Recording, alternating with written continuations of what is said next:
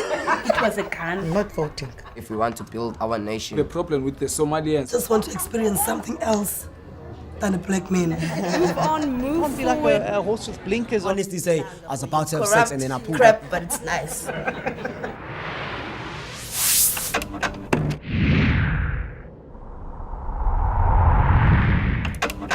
It's an evil thing that is happening in Hanover. It's not a joke. If people think it's a joke, to see somebody die every day in Hanover Park, it's no joke, sir. It's an evil thing that is going on there. And it's becoming normal for our you children know and that people. the laughing boys, the Americans, the mongrels and the ghettos is fighting this morning. Their members is running on the field there. But tonight, each and every gang leader is sitting in Grand West and having supper with each other while their members is killing each other on the grounds here. Yeah. To all the gangsters out there, my cry to is hang up your guns and stop your nonsense. Stop it because you're hurting us. You don't know what you're doing to parents. You're killing our youth. Stop killing our youth. Please, that's all I'm asking. I would like to come face to face to my son's killers. I don't know, I put it in God's hands, but what you did to me, I hope you don't do it to another one.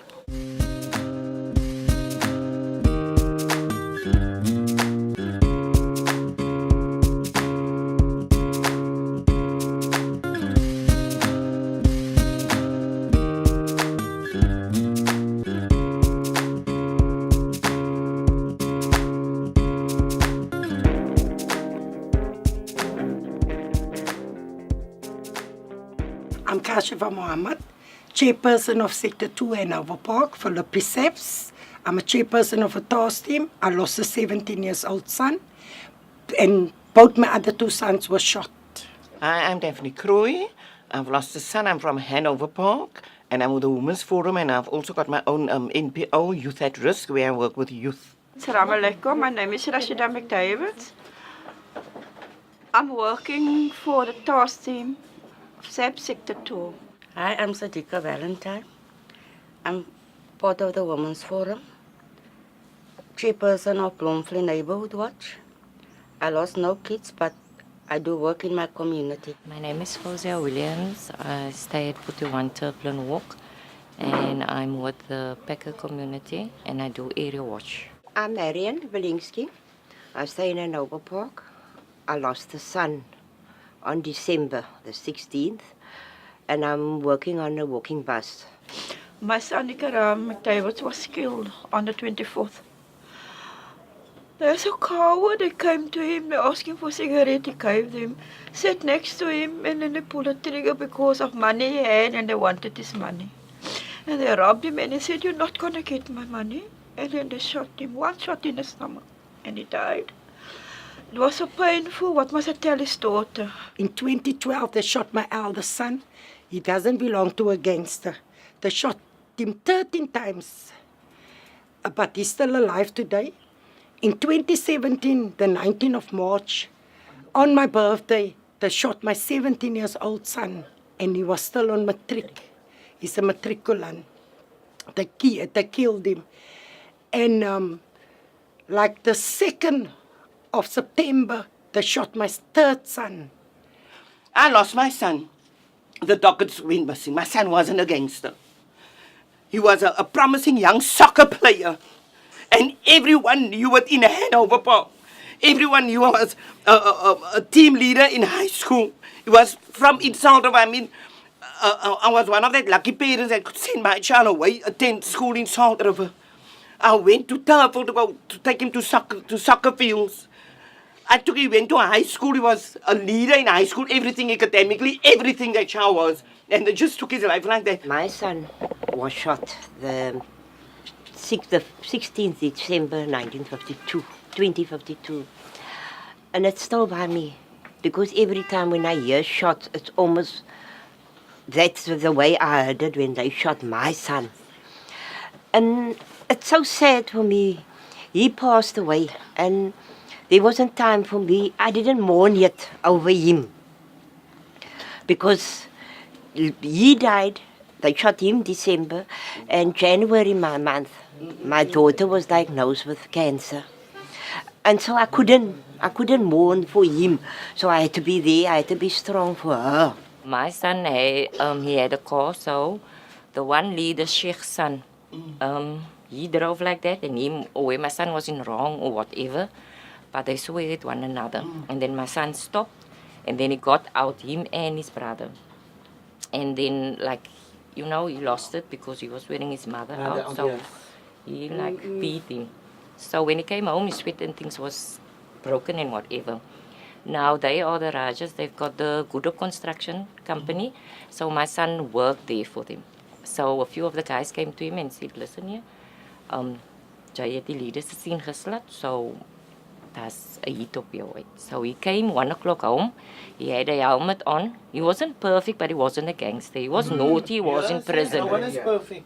But when he came out, I couldn't ask for a better child, right? He was drug-free, everything.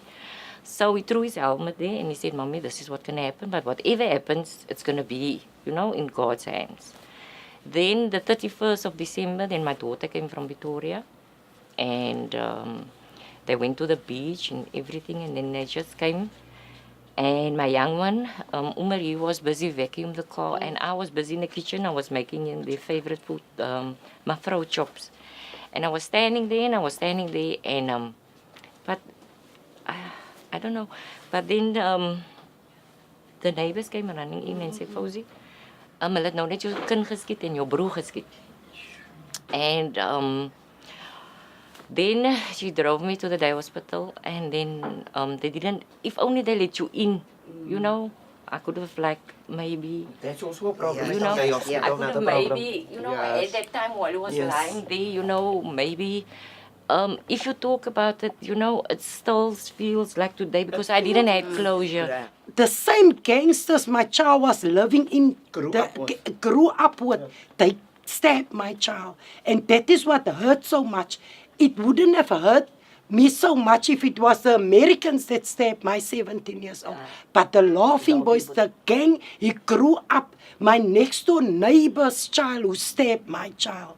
You can take somebody's life, you rip them from their family, you rip them from their loved ones. And yet, I took her out. My mommy was still living, she was a cancer patient, and she told me I must, and by doing the patrol and here, I've got stronger, I can deal with the pain. Yes.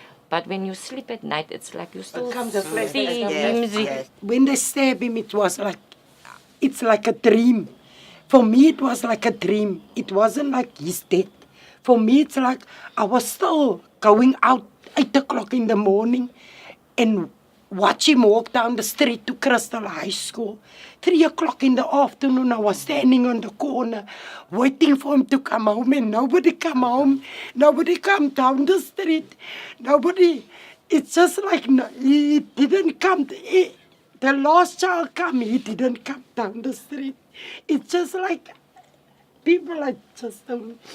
The police knew because my brother was involved with the gang, with the Americans. But everyone said, but that child isn't a gangster. Even my brother got cross. And my brother said, no, man. But my sister's child wasn't a gangster. I'm going to kill them. But lucky for my husband, my husband had eyes. And he went to the gangsters and he said no. Because he was a coach. He was a secretary of Hanover Park Soccer Association. And they actually respected him. And my husband said, you're going to kill other people's children. That is not going to bring my son back. You see, the problem we have here, it's the police. Because why? It's bribery. This boss gives to that police, that boss gives to that police.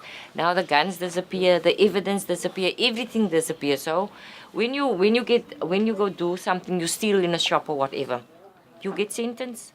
But when you take a life, you get caught with a gun. The investigation officer, the judge says, no, that is not enough. A teeth wasn't in that day, but a teeth is in now, so you can't say so. He walks free. But it's a life that's been taken. The system is actually failing our mothers. It's failing us. My son's case, he came to me. He was only once by my house. And he came to me, he told me, I must go look for witnesses. My Lord. I must go look for the witness. So I said, it's not my work, it's your work.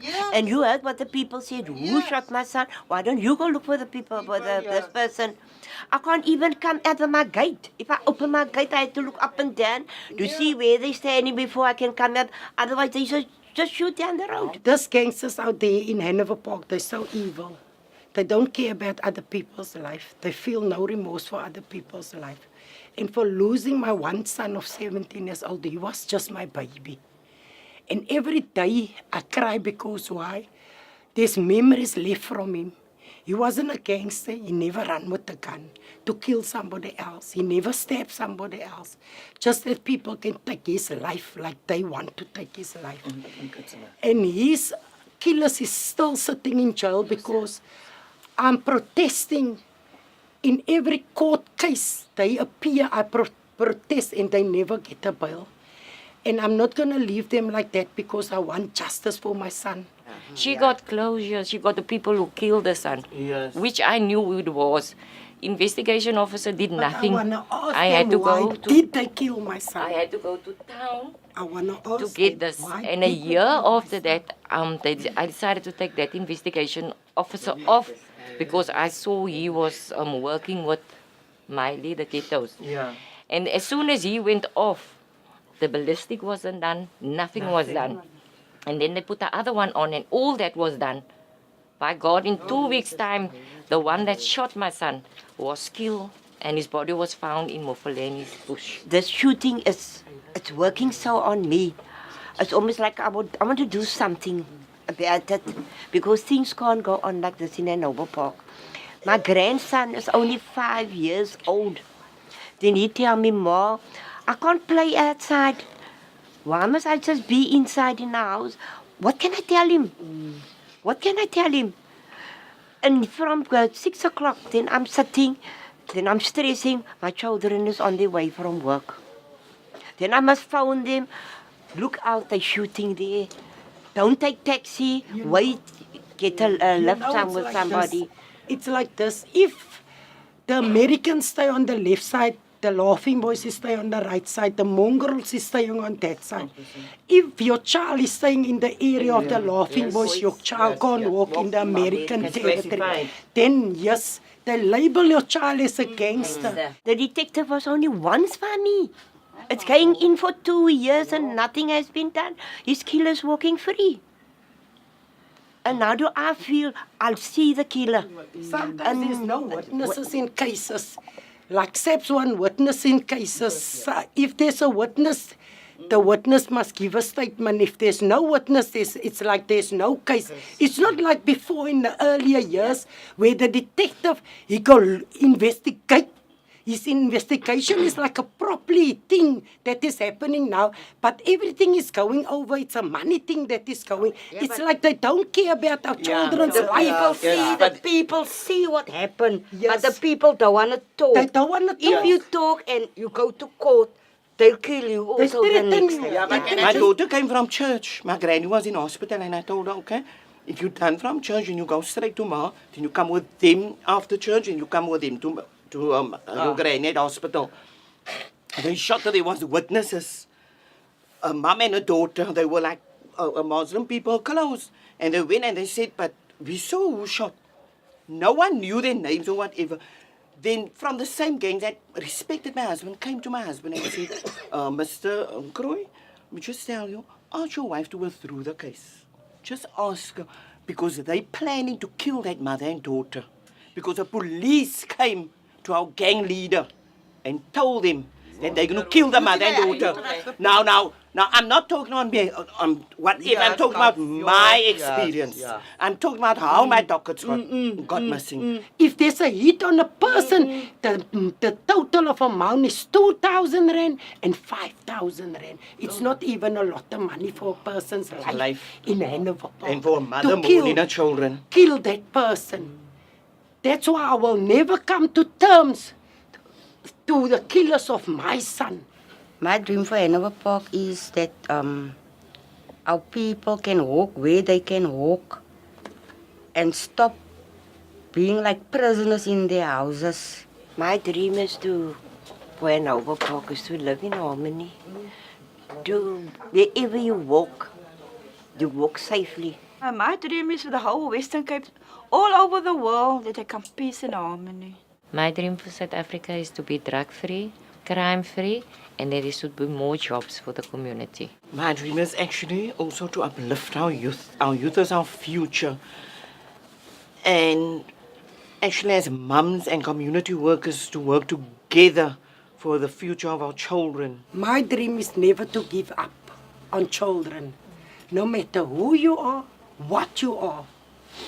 It's just the way forward for Hanover Park.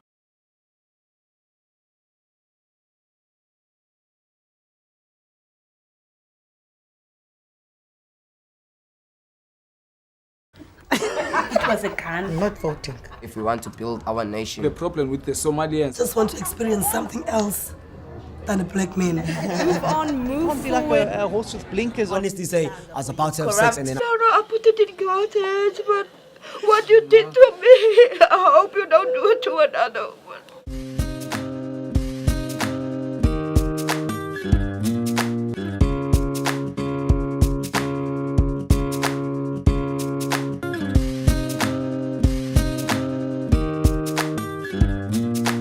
Crap, but it's nice.